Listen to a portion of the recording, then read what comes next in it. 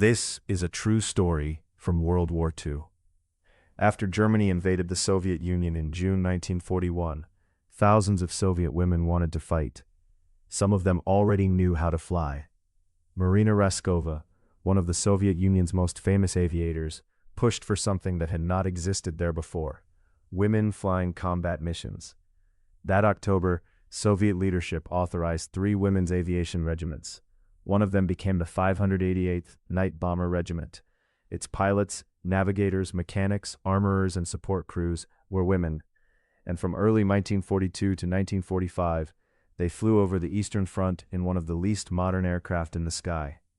The Polikarpov Po-2 was a slow biplane made largely of wood and canvas.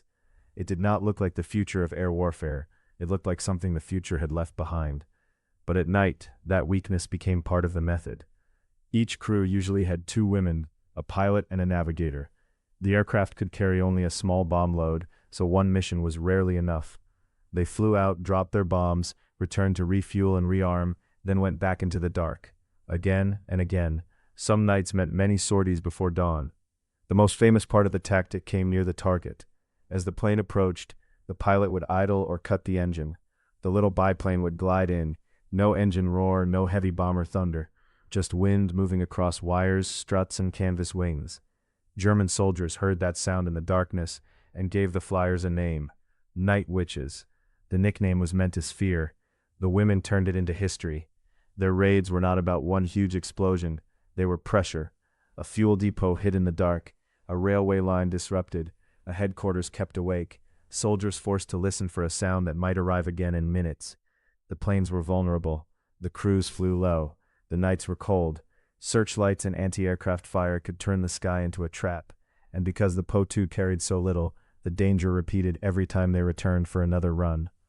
By the end of the war, the regiment had flown more than 24,000 missions. 32 of its pilots were killed in service.